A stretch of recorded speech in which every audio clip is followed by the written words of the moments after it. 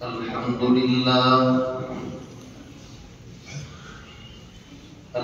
لله نحمده ونستعينه ونستغفره ونؤمن به ونتوكل عليه ونعوذ بالله من شرور أنفسنا ومن سيئات أعمالنا من يهده الله فلا مضل له ومن يضلله فلا هادي له ونشهد أن سيدنا ومرشدنا ومولانا محمدا عبده ورسوله أما بعد فأعوذ بالله من الشيطان الرجيم بسم الله الرحمن الرحيم وإذ قال لقمان لابنه وهو يعظه يا بني لا تشرك بالله إن الشرك لظلم عظيم وقال الله تبارك وتعالى وإذ قال إبراهيم رب اجعل هذا بلدا آمنا وارزق أهله من الثمرات من آمن منهم بالله واليوم الآخر وقال الله تبارك وتعالى أم كنتم شهداء إذ حضر يعقوب الموت إذ قال لبنيه ما تعبدون من بعدي قالوا نعبد إلهك وإله آبائك إبراهيم وإسماعيل وإسحاق إلها واحدا ونحن له مسلمون آمنت بالله صدق الله العلي العظيم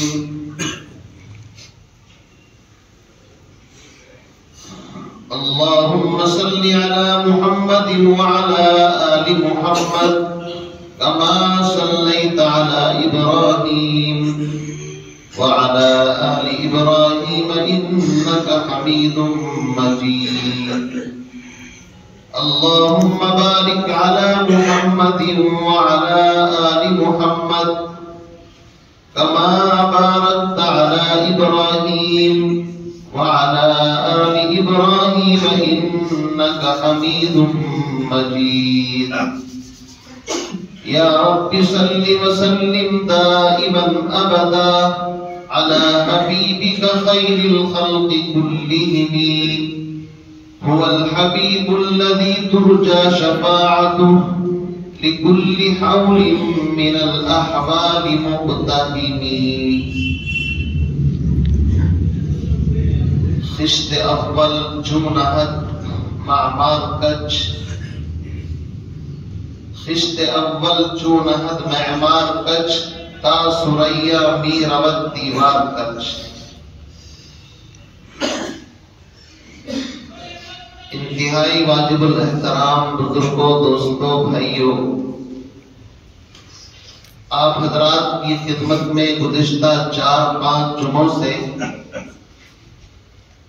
اولاد کی تربیت ان کے حقوق اور اللہ رب العزت کی اولاد ایک بہت بڑی نعمت اور عطیہ ہے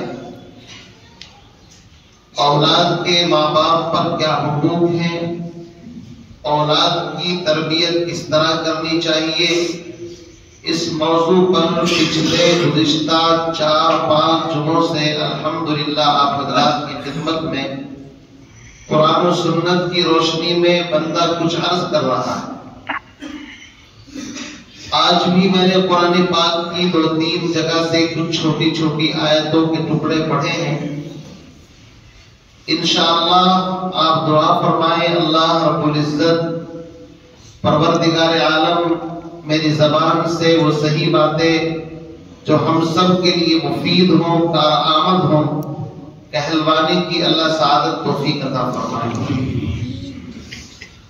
بھائیوں جب ہم قرآن پاک کو گہرائی کے ساتھ پڑھتے ہیں، اسٹڈی کرتے ہیں، مطالعہ کرتے ہیں، تو ایک بات ہمیں کامن نظر آتی ہے، مشترک نظر آتی ہے، جو ہر نبی نے ہر زمانے میں، ہر پیغمبر نے اپنے اپنے دور کے اندر اپنی امتوں کو اور خاص طور سے اپنی اولاد کو اس چیز سے ڈرایا ہے۔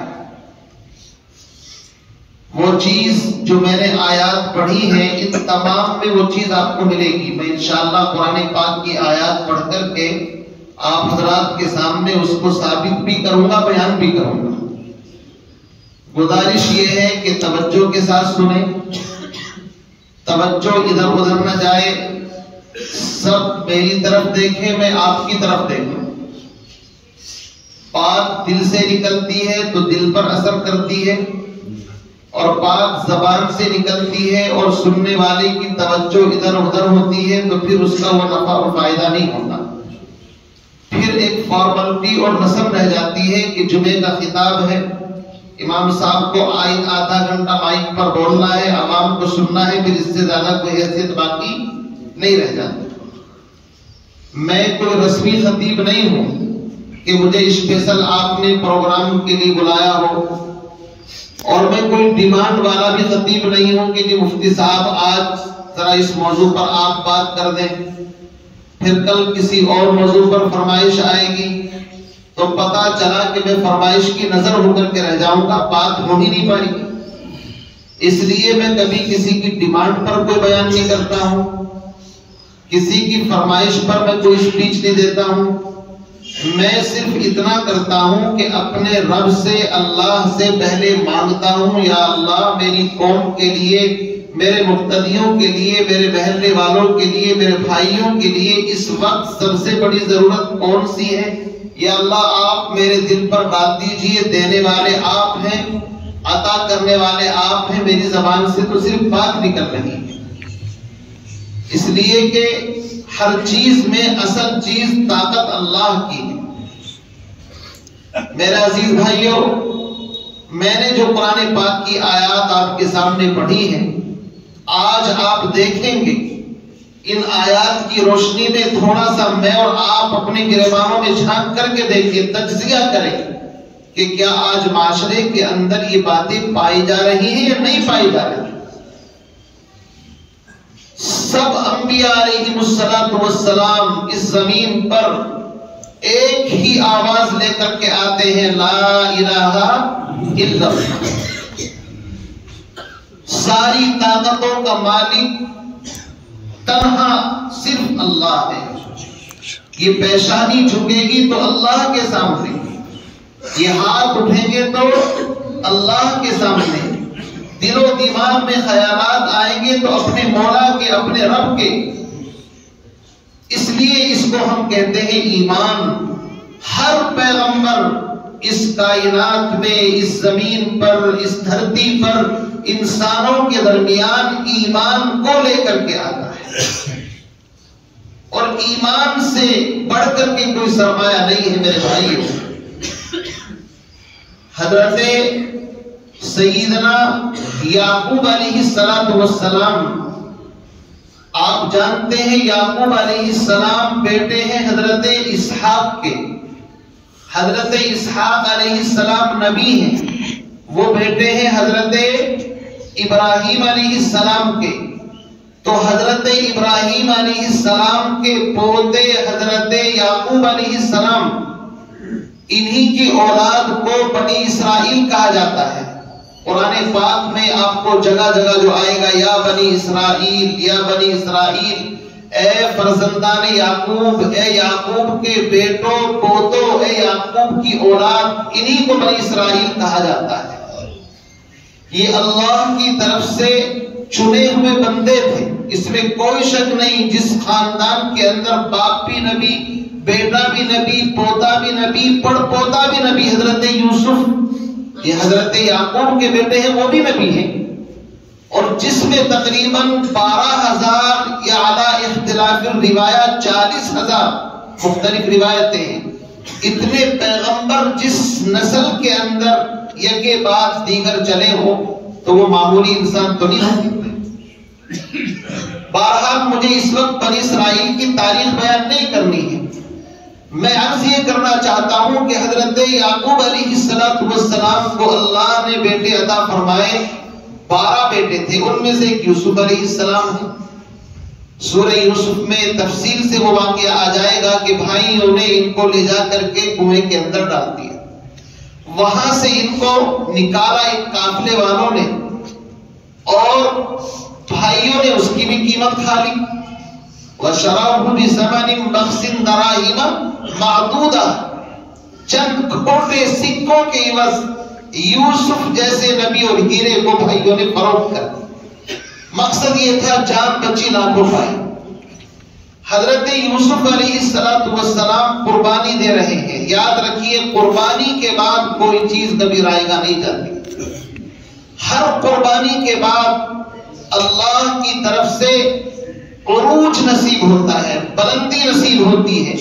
یوسف علیہ السلام کی تربیت کا کورس چل رہا ہے، بھائیوں سے الگ، والد سے الگ، کنویں کے اندر ڈال دیا گیا، وہاں سے ان کو مصر کی منڈی کے اندر لے جا کر کے فروخت کر دیا۔ چنانچہ عزیز مصر نے ان کو خرید لیا اور اپنی بیوی سے کہا اکرمی مثواہ عسى ان ينفعنا او نتخذه ولدا، میری بیوی، میری شریک حیات، رفیق زندگی، یہ کوئی غلام نہیں ہے۔ قدر جوہر شاہ بدانت یا بدانت جوہری، جوہر کی برکت جوہری کو ہوتی ہے۔ عزیز مصر سمجھ گئے کہ معمولی بچہ نہیں ہے، یہ غلطی سے کسی طریقے سے آ گیا، بک رہا ہے، لیکن مرد حقانی کی پیشانی کا نور کب چھپا رہتا ہے پیشے ذی شعور، جو ہیرا ہوتا ہے وہ اپنی چمک ہوتا نہیں ہے، برقرار رکھتا ہے۔ آپ نالی کے اندر ڈال دو، گندگی میں ڈال دو، وہ وہاں بھی ہیرا ہی ہوتا ہے، اس کی ویلو کم نہیں ہوتی۔ عزیز مصر سمجھ گیا یہ معمولی بچہ نہیں ہے، اپنی بیوی کو نصیحت کی کہ اکرمی مثواہ، اس کی خاطر مدارات، عزت احترام میں کوئی کمی نہیں کرنا ہے، عزت کے ساتھ رکھنا ہے، اس کو ہیرے کی طرح سنبھال کر کے رکھنا ہے۔ عسى ان ينفعنا، مجھے امید ہے کہ اس سے ہمیں مستقبل میں بڑا نفع حاصل ہونے والا ہے، اور نتخذه ولدا، یا کم سے کم ہم اس کو اپنا بیٹا ہی بنا لیں گے۔ ان کو اللہ نے کوئی اولاد نہیں دی تھی، بات تو یہی چل رہی تھی کہ اللہ جس کو چاہے دے، جس کو چاہے نہ دے، اس کو کوئی اولاد نہیں تھی۔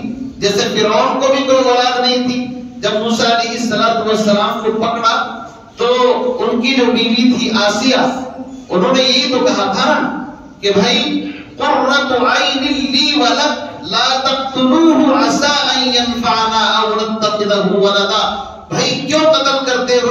آپ کی میری آنکھوں کی ٹھنڈک ہے، اتنا حسین اسمارٹ خوبصورت بچہ آج تک ہم نے دیکھا نہیں، اس کو رہنے دو، قتل مت کرو، ہم اس کو اپنی اولاد بنا دیں۔ تو یہی بات عزیز مصر نے بھی کہی۔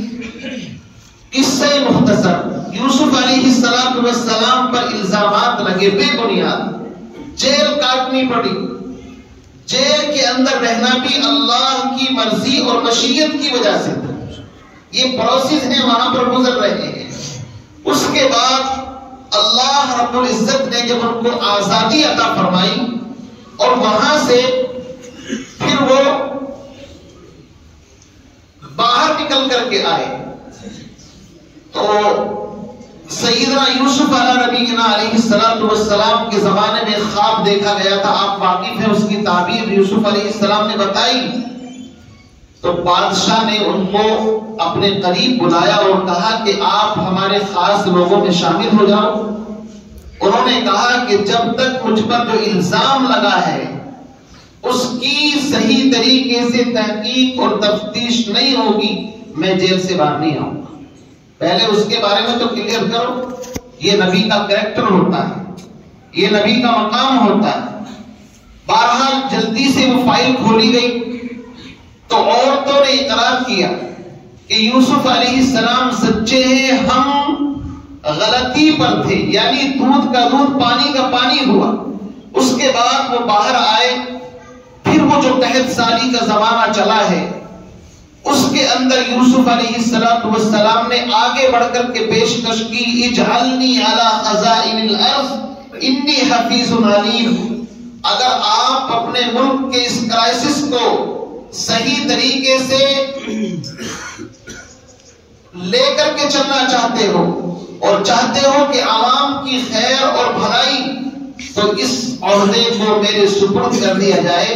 میں حفیظ بھی ہوں، علیم بھی ہوں، خزانے کی حفاظت بھی کروں گا، ڈاکہ نہیں ڈالوں گا کہ میں جس کا مالک بنا دیا کرپشن کر لیا، اور علیم باخبر بھی ہوں. بادشاہ نے کہا کہ ٹھیک ہے. آپ جانتے ہیں یوسف علیہ السلام نے غلے کو اس انداز سے رکھا، اس انداز سے تقسیم کیا کہ ملک کے اندر جو مصر میں قحط پڑا تھا اس پورے 7-8 سال کے عرصے کے اندر آسانی کے ساتھ انہوں نے پار کر لیا اس مسئلے کو. اب ان کی قدر و منزلت وہ سب جانتے ہیں. پھر ان کے بھائی ان کے پاس آئے. بالآخر پورا کا پورا قبیلہ حضرت یوسف علیہ السلام کے پاس فلسطین سے ہجرت کر کے آ گئے. والد صاحب بھی آ گئے. حضرت یعقوب علیہ السلام بوڑھے ہو گئے تھے، بیدائی چلی گئی تھی، اور سارے بھائی بھی آ گئے. تو اب گویا کہ مصر کے اندر جو ماحول ہے وہ بت پرستی کا ہے. بات یہاں پر سمجھیں، مصر کا ماحول کس چیز کا ہے؟ بت پرستی ہے، بتوں کی پوجا ہوتی ہے، شرک ہے. اور یہ لوگ نبیوں کی جماعت، نبیوں کی اولاد اب مصر کے اندر آ گئے. اب ہوا یہ کہ حضرت یعقوب علیہ السلام کی موت کا وقت آ گیا، آخری وقت. تو جو آیات میں نے خطبے کے اندر پڑھی ہے یہ اسی متعلق ہے. ام کنتم شہداء اذ حضر یعقوب الموت، کیا تم اس وقت موجود تھے کہ جب حضرت یعقوب علیہ السلام کے پاس موت کا فرشتہ آیا؟ تو جس وقت روح قبض کرنے کے لیے ایک طرف ملک الموت کھڑے ہیں، دوسری طرف حضرت یعقوب علیہ السلام ہیں، چاروں طرف ان کے بیٹے پوتے نواسے نواسیاں جو بھی پوری فیملی تھی وہ حضرت یعقوب کے پاس. اب آپ اندازہ لگائیے قرآن نے کتنی عام بات بتائی. یہودی کہتے ہیں کہ اس وقت حضرت یعقوب نے سب کو یہ کہا تھا یہودیت پر رہنا. قرآن نے سوال اٹھایا تم جھوٹ بولتے ہو، کیا تم اس وقت موجود تھے؟ تم موجود نہیں تھے. ہم بتاتے ہیں موت کے وقت حضرت یعقوب علیہ السلام نے اپنی اولاد کو یہ نہیں کہا تھا تم سب یہودیت پر مرنا. یہودیت تو موسیٰ علیہ السلام کے زمانے سے شروع ہوئی ہے، اس سے پہلے تو بنی اسرائیل کہلاتے تھے سب.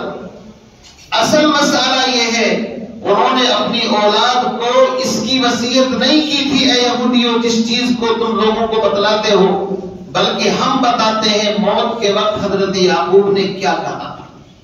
کیا کہا تھا قرآن نے اس کی وضاحت کر دی.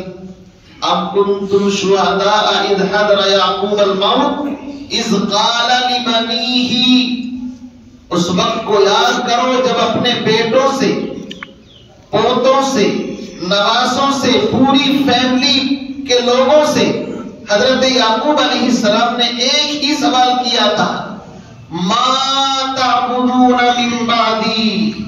سوال کو سمجھ لینا، کیا سوال کیا تھا انہوں نے؟ ما تعبدون من بعدی، میری موت کے بعد تم کس دین پر قائم رہو گے، کس کی عبادت اور کس کی پرستش کرو گے، یہ بتاؤ. ما تعبدون من بعدی، میرا آخری وقت ہے، موت کا فرشتہ کھڑا ہے، میں دنیا سے جانے والا ہوں. یہ مصر کا ماحول بت پرستی کا ماحول ہے. تم لوگ نبیوں کی اولاد ہو، حالات نے ہم سب کو مصر کے اندر پہنچا دیا. ہم یہاں اقلیت کے اندر ہیں، مٹھی بھر جماعت ہیں، یہاں پورا اکثریتی ماحول بت پرستی کا ہے. اے میرے بیٹوں پوتوں نواسوں، یہ بتاؤ میرے دنیا سے جانے کے بعد کہیں تم دین الہی کو، توحید کو چھوڑ کر اس اکثریت کے مذہب کو تو قبول نہیں کرو گے، شرک تو نہیں کرو گے؟ آپ اندازہ لگائیے ان وقت کے پیغمبر کو اپنی اولاد کے ایمان کی فکر ہو رہی ہے آخری وقت کے ما تعبدون من بعدی. اور وہ سب کے سب تربیت یافتہ تھے، نیک تھے. انہوں نے یک زبان ہو کر کے اپنے والد کی، دادا کی آنکھوں کو ٹھنڈا کیا. کہا حضرت آپ دنیا سے جا رہے ہیں، ہمارے ایمان کی چنتا فکر آپ کو ہے. ہم علی اعلان اعتراف کرتے ہیں نعبد الہک و الہ آبائک ابراہیم و اسماعیل و اسحاق الہا واحدا ونحن لہ مسلمون. یہ اعلان آپ کے دنیا سے جانے کے بعد ابراہیم، اسحاق، یعقوب جو ہمارے باپ دادا نبی گزرے ہیں، ہم انشاءاللہ انہی کے دین پر قائم رہیں گے. اور آخر میں کہہ دیا وَنَحْنُ لَهُ مُسْلِمُونَ، سب کے سب مسلمان فرما بردار بن کر کے زندگی گزاریں. یہ تربیت کا نتیجہ تھا. حضرت ابراہیم کے پوتے ہیں، کوئی پڑ پوتا ہے انہی کی نسل میں سے. وَنَحْنُ لَهُ مُسْلِمُونَ، تو ہم سب مسلمان بن کر کے زندگی گزاریں گے. اس واقعے سے پتہ یہ چلا کہ دنیا سے جاتے وقت اگر کسی چیز کی فکر تھی حضرت یعقوب علیہ السلام کو تو اپنی اولاد کے ایمان کی فکر تھی. آج ہم دنیا سے جاتے ہیں، ایمانداری کے ساتھ بتاؤ ہمیں اولاد کے ایمان کی فکر رہتی ہے یا اس کے کاروبار کی فکر رہتی ہے؟ دنیا سے جاتے جاتے بڑے میاں کے پیر قبر کے اندر لٹکے ہوئے ہیں، پھر بھی فکر اولاد کی ہے. ابھی اس کی شادی نہیں ہوئی، اس کا مکان نہیں بنا، اس کو فلیٹ نہیں ملا، اس کا یہ نہیں ہوا، اور اسی چیز میں بڑے میاں دنیا سے چلے جاتے ہیں. قرآن نے سبق دیا ہے کہ جو فکر حضرت یعقوب کی تھی وہی فکر ہر انسان کی ہونی چاہیے. دنیا میں آنے کے بعد بھی اولاد کی ایمان کی فکر، اور دنیا سے جاتے وقت بھی اولاد کے ایمان کی فکر ہونی چاہیے. یہ مسئلہ قرآن نے کلیئر کر دیا. اور ان کی اولاد نے اعتراف، بالکل میں کہتا ہوں جو مصر کے حالات تھے، قرآن کی اس آیت کو پڑھو وہی اس ملک ہندوستان کے حالات ہیں یا نہیں یہ بتاؤ. بھائی اکثریت کن لوگوں کی ہے؟ برادران وطن کی. اور مسلمان اقلیت کے اندر ہے، اس میں کوئی شک نہیں ہے. مسلمان تو اقلیت میں اس ملک کے اندر ہے. آج ہم اقلیت میں رہتے ہوئے بھی اپنی اولاد کے ایمان کی فکر نہیں کر رہے ہیں. ہماری اولاد ایجوکیشن کہاں حاصل کر رہی ہے، ان کے دوست کون ہیں، شادیوں میں کن کے یہاں آنا جانا ہے، کن کے ساتھ دوستانہ تعلقات ہیں، کوئی پرواہ نہیں. پھر اس کا نتیجہ یہ نکلتا ہے کہ کبھی لڑکا مرتد ہو جاتا ہے، کبھی لڑکی بے دین ہو جاتی ہے. الامان والحفیظ. میرے بھائیوں، اپنی اولاد کے ایمان کی فکر کرنا ہر ماں باپ کی ذمہ داری ہے. اب آئیے آگے حضرت ابراہیم علیہ السلام کی زندگی اٹھا لیتے ہیں. ابراہیم علیہ السلام نے جہاں آنکھیں کھولی شہر بابل کے اندر بت پرستی ہے چاروں طرف. یہ تنہا ایمان والے، اللہ نے ان کو ہدایت دی، نبی بنایا. انہوں نے دیکھا قوم کبھی ستاروں کو پوجتی ہے، کبھی سورج کو پوجتی ہے، اور کبھی کسی کو پوجتی ہے. تو لمبا واقعہ سورہ انعام کے اندر تفصیلی واقعہ ہے کہ انہوں نے جب ستاروں کو دیکھا کہا یہ میرے رب ہے، لیکن جب وہ چھپ گئے کہا کہ چھپنے والا رب نہیں ہو سکتا. فلما رأى القمر بازغا قال هذا ربي. جب انہوں نے چاند کو دیکھا کہا یہ میرا رب ہو سکتا ہے، لیکن صبح ہوئی تو اس نے بھی اپنا منہ چھپا لیا، کہا یہ میرا رب نہیں ہو سکتا. پھر سورج کو دیکھا فلما رأى الشمس بازغة قال هذا ربي هذا اکبر. یہ سب سے بڑا ہے، اس نے سارے اندھیرے ختم کر دیے. لیکن جب وہ بھی چھپ گیا فلما افل قال لا احب الآفلین. اس کے بعد جب ان کی سمجھ میں کچھ نہیں آیا تو انہوں نے ایک نعرہ دیا، انی وجہت وجہی للذی فطر السماوات والارض حنیفا وما انا من المشرکین. مولا مجھے وجود دینے والے، اگر تو نے مجھے صحیح راستہ نہ دکھایا میں گمراہ ہو جاؤں گا. بس میری سمجھ میں کچھ نہیں آتا، ایک بات سمجھ میں آتی ہے، یہ ساری چیزیں بنی ہوئی ہیں، چاند بھی، سورج بھی، ستارے بھی، زمین بھی، آسمان بھی، بحر و بر، شمس و قمر، ساری چیزیں مخلوق ہیں۔ میں ان ساری مخلوق سے اپنا رخ پھیر کر کے خالق کی چوکھٹ کے اوپر رکھتا ہوں جو ان کا بنانے والا معبود ہے، اور اسی کو کیا کہتے ہیں؟ توحید کہتے ہیں۔ بنی ہوئی چیزوں سے رخ موڑ کر کے بنانے والے کو مان لینے کا نام ہی لا الہ الا اللہ ہے، اسی کا نام ایمان ہے۔ اب آپ اندازہ لگائیے کہ حضرت ابراہیم علیہ السلام ایمان کو لے کر کتنے فکر مند، قوم کی مخالفت، خاندان کی مخالفت، وطن کو چھوڑنا پڑا، مصر کے اندر ان کی بیوی حضرت سارہ ساتھ تھی، ان کے ساتھ بڑی زیادتی کا معاملہ کرنے کی کوشش کی گئی، یہ ساری قربانی انہوں نے ایمان کی وجہ سے دی، اور بالآخر جب اللہ کی طرف سے خانہ کعبہ بنانے کا حکم ہوا، خانہ کعبہ کو بنانے کے بعد اللہ نے کہا اب جاؤ اپنی بیوی کو، بچوں کو ایسی جگہ پر لے کر کے جاؤ جہاں ہمارا گھر خانہ کعبہ موجود ہے، تو آپ سورہ ابراہیم کی اس دعا کو پڑھیے، وَإِذْ قَالَ إِبْرَاهِيمُ رَبِّ اجْعَلْ هَٰذَا الْبَلَدَ آمِنًا وَاجْنُبْنِي وَبَنِيَّ أَن نَّعْبُدَ الْأَصْنَامَ۔ یا اللہ آپ اس شہر کو امن والا بنا دیجیے۔ وَإِذْ قَالَ إِبْرَاهِيمُ رَبِّ اجْعَلْ هَٰذَا الْبَلَدَ آمِنًا، اس مکے کی بستی کو امن والا شہر بنا دیجئے، وَاجْنُبْنِي وَبَنِيَّ أَن نَّعْبُدَ الْأَصْنَامَ، اور مجھے میری اولاد کو ہدایت اور توفیق دے کہ ہم بت پرستی سے پاک صاف رہیں۔ یہ ڈر لگ رہا ہے ابراہیم علیہ السلام کو، اپنی اولاد کے ایمان کی فکر ہو رہی، دعا مانگی جا رہی ہے کہ الہی مجھے اور میری اولاد کو بت پرستی سے محفوظ رکھنا۔ ربی انہن اضللن کثیرا من الناس، مولا اس بت پرستی نے بہت سارے لوگوں کا بیڑا غرق کر دیا، بہت سارے لوگوں کو راہ راست سے بھٹکا دیا۔ یہ پورا رکوع پڑھتے جائیے، آگے جا کر کے پہلے تو ایمان کی فکر ہوئی، اور اس کے بعد معاشی اعتبار سے دعا مانگی، ربنا انی اسکنت من ذریتی بواد غیر ذی زرع عند بیتک المحرم، یا اللہ میں نے اپنی اولاد کو بت پرستی کے ماحول سے نکال کر کے تیرے گھر خانہ کعبہ کے پاس لا کر کے چھوڑ دیا ہے۔ کیوں چھوڑا ہے؟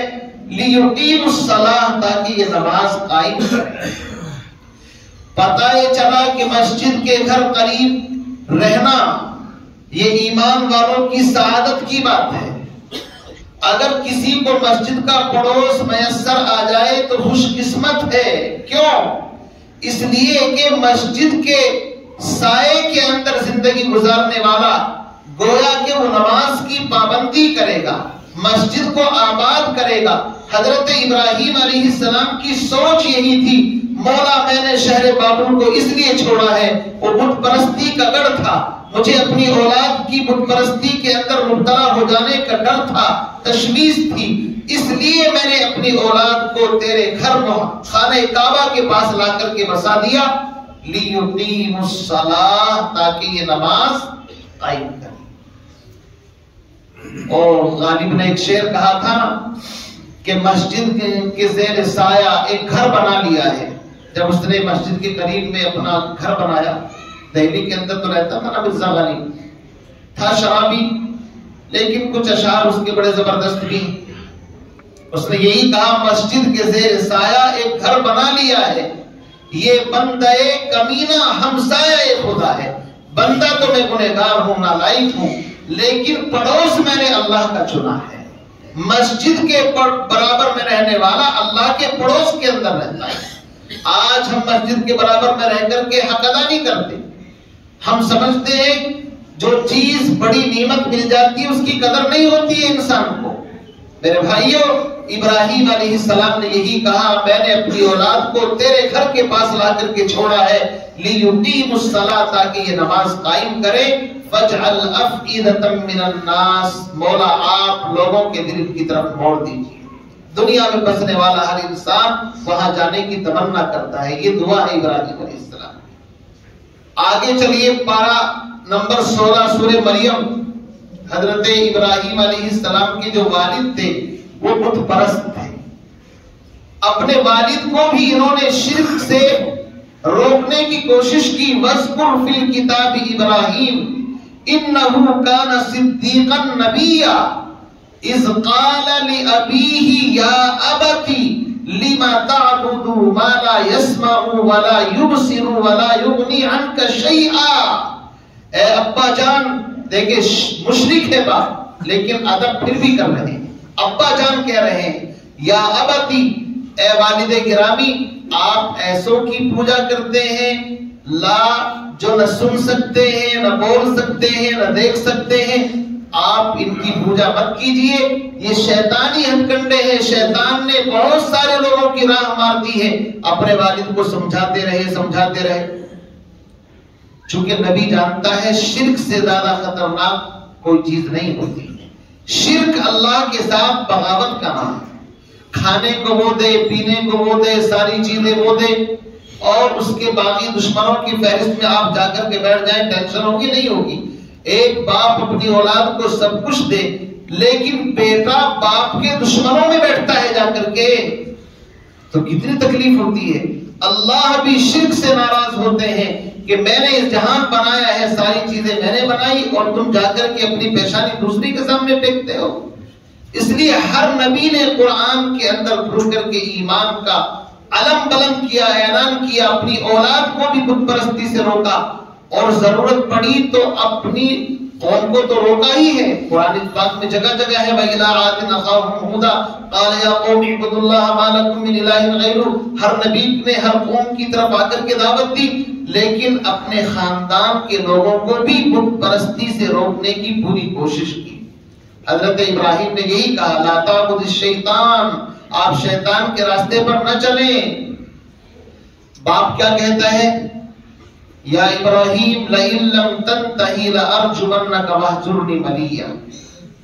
اگر تو اپنے اس توحید کے مشن سے باز نہیں آیا تو میں تجھے مار مار کے سنسار کر دوں گا، تیری ہڈیوں کا چورا کر دوں گا، مردہ بنا دوں گا. یہ باپ کہہ رہے ہیں. وہ پھر بھی کہتے ہیں سأستغفر لك ربی انہ کان بی حفیا. ابا جان آپ نہیں مانتے، میں پھر بھی استغفار کروں گا، کوشش کروں گا آپ کے لیے. بہرحال میرے بھائیوں، یہ شرک اور ایمان کا مسئلہ انتہائی اہم مسئلہ ہے. ہر نبی نے ہر زمانے میں یہ قرآن کی آیتیں پڑھ رہا ہوں، الف لیلا کے قصے نہیں آپ کے سامنے کہ کوئی پرانی کتاب اٹھا کر کے لیا اور کسی پٹے قصے آپ کو سنا رہا ہوں. یہ قرآن جو لا ریب لا شک کتاب ہے، یہ اس میں واقعات اللہ نے بیان کیے ہیں نیک لوگوں کے، میں وہ آپ کے سامنے رکھ رہا ہوں. ابھی تو بات آگے چلی بھی نہیں، شاید وقت ہو چکا. دیکھو ہو گئے وہ، اچھا ماشاءاللہ 29 ہو گئی، حضرت کا پورا ٹائم نہیں پڑا. تو انشاءاللہ زندگی باقی تو بات باقی. بس آج کی تقریر کا خلاصہ پورا یہ ہے کہ ہم جس ماحول کے اندر رہتے ہیں یہ مصر کا ماحول ہے اور ہندوستان کا بالکل سیم ہے، کوئی فرق نہیں ہے. جو فکر حضرت یعقوب علیہ السلام نے کی تھی وہی فکر مجھے اور آپ کو بھی کرنے کی ضرورت ہے. اور اس کا آسان حل آپ کو بتا دوں، آپ کی سمجھ میں نہیں آئے گا فکر کیسے کریں. اپنی اولاد کو سمجھائیں بھی، بیٹھے بھی. اگر ان کے ایمان کی حفاظت کرنی ہے ان کو مکتب، مدرسوں میں، خانقاہوں کے حوالے کر دو، علماء کے حوالے کر دو کہ جی میری اولاد ہے، آپ جانے یہ جانے. انشاءاللہ ان کے ایمان پر کبھی آنچ نہیں آ سکتی. اللہ تعالیٰ مجھے آپ کو کہنے سننے زیادہ بلکہ توفیق نصیب فرمائے. وآخر دعوانا الحمدللہ.